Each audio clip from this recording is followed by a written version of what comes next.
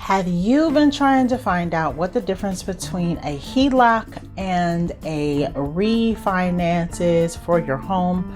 Well, keep watching because I'm going to give you all of the information about both. I'm also going to tell you the pros and cons of each one, and then I'm going to give you a bonus from a tax accountant on how you can write each one of them off on your taxes. So keep watching.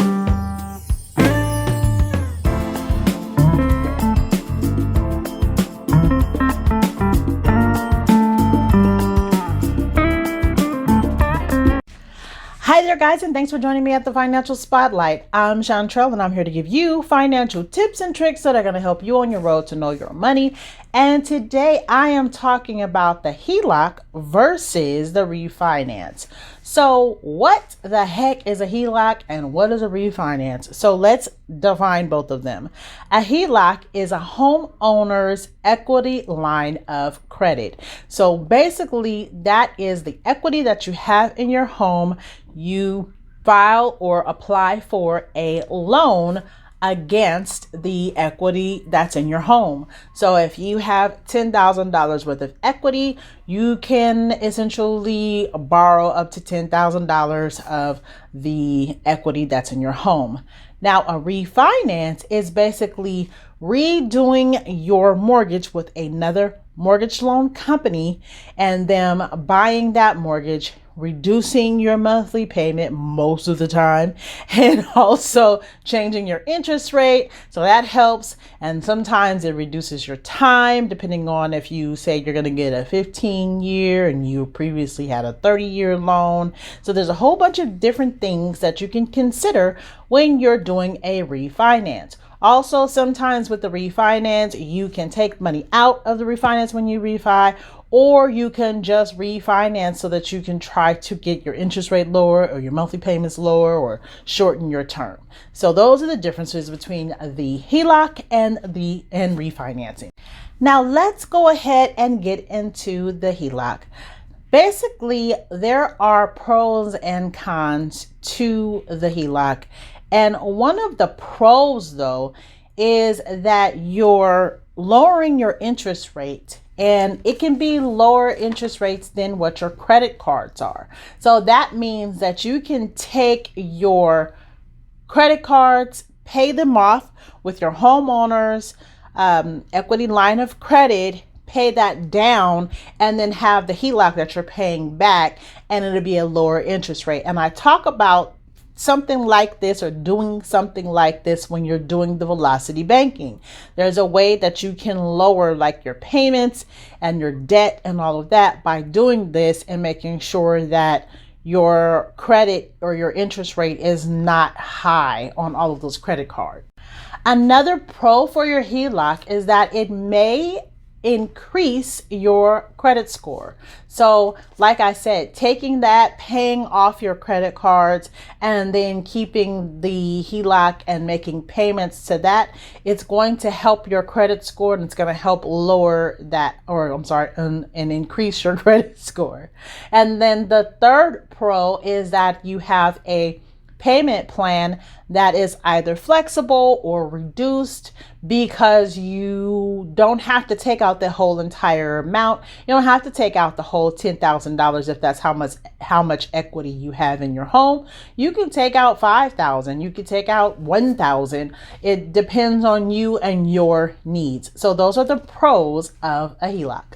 Now there are more than just 3 cons when it comes to doing a HELOC. However, I'm just going to talk about 3.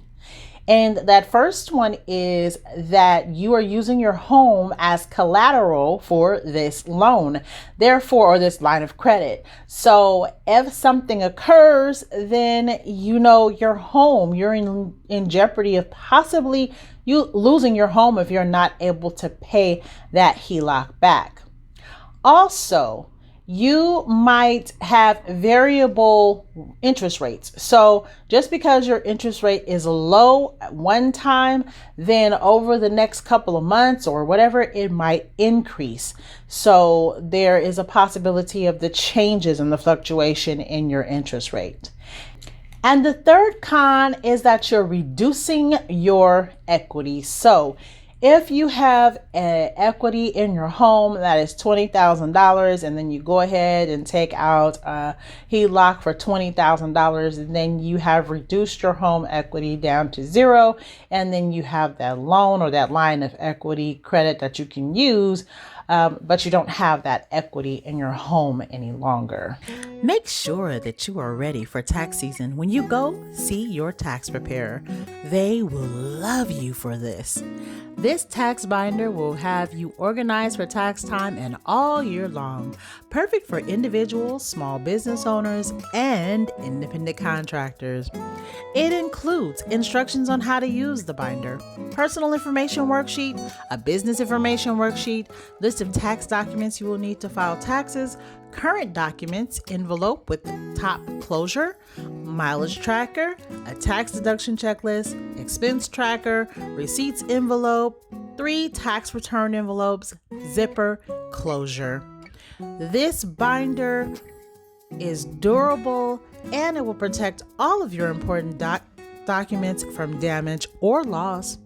Once tax season is all over, this binder will hold your tax records in the current tax document section for you to collect for the next year. It will also hold your prior year's tax returns safely so that you can refer back to them at any time and provide them for any financial reason like buying a home or getting a business loan. Order yours today. Now let's talk about the refinancing. So like I said, there are pros and cons to each one. Now there are a few pros that come along with refinancing. And one of the first pros is that you are reducing your monthly mortgage. Possibly. So if you're able to get a lower interest rate and you're able to make some changes to that loan, then you could be reducing your monthly mortgage amount. The next thing is that you can be getting cash from your home. So remember, I talked about the equity that you might have in your home. If you're refinancing and say your home is actually now worth $400,000 and your previous loan was $390,000, then you have that $10,000 in exchange where you can either get that money out from the loan or you can try to get just the loan for the $390,000, but you're getting that money into your account or into your pocket if you're refinancing. The third pro is that you can shorten your loan term. So remember, I talked about changing your mortgage loan from a 30-year fixed to a 15-year fixed or something like that. There's different things that you can do, but that's one of the examples. So that means that you will reduce the amount of time that you have to pay your loan. And then the fourth pro of getting or doing a refinance is that you can remove someone from your mortgage. So say you're getting a divorce, or say you and your friend bought the home together or were on the loan together originally, and now your credit is fine and now you want to remove them off of the loan or whatever have you.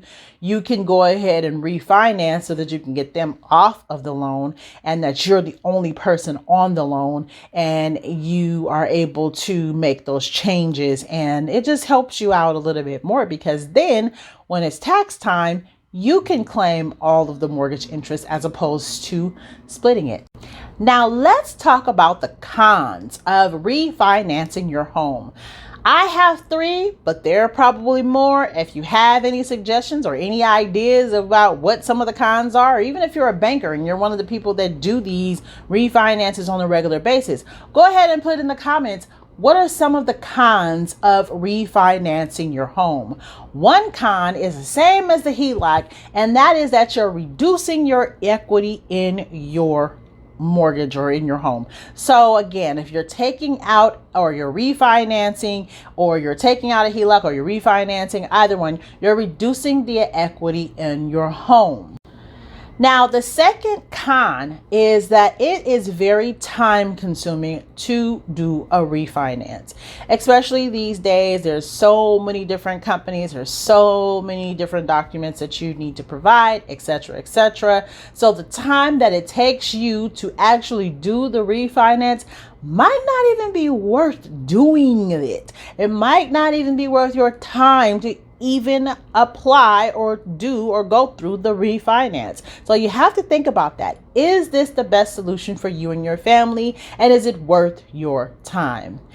And now we're down to the third con, and that con is that your mortgage could increase.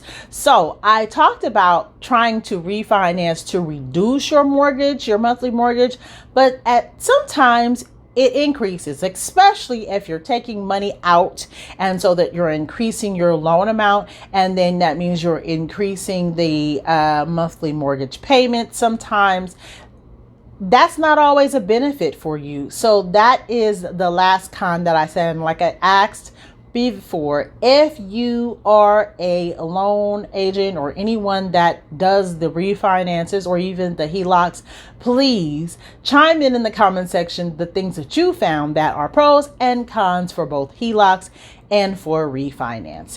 Hey, have you had a chance to join the family yet?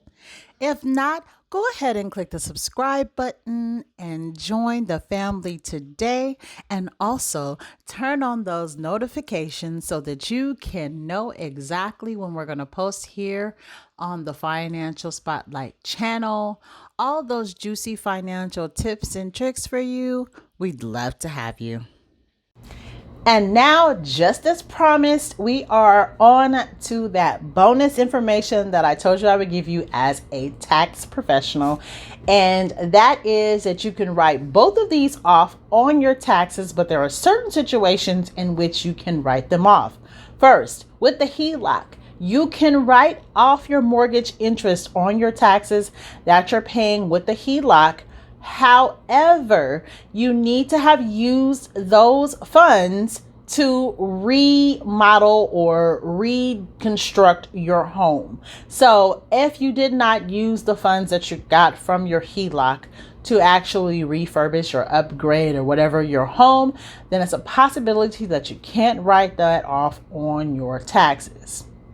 With the refinance, though, you can write both the mortgage interest. Of course, you're going to write that off on your taxes because you're paying a new mortgage and you have interest that you paid, right? But you can also write off your loan origination fees. And by all means, make sure that you consult with a tax professional to make sure that they help you get all of the write-offs that you are entitled to when you do a HELOC or a refinance. Thanks so much for joining me here at the Financial Spotlight. Make sure to share this information with your friends and family so that they will know what the difference is between a HELOC and refinancing. And as always, if you have any questions or concerns, make sure you leave those in the comment section. I do read the comments. I do respond. And I love to hear from you. I love people to tell me what they think about the videos or even make suggestions on videos they would like me to make. Thanks for joining me. Have a good one. Bye. Thank you again for watching. And just in case you wanted to find out more information about Velocity Banking, go ahead and click on this video right here to get all of that information. And I'll see you over there.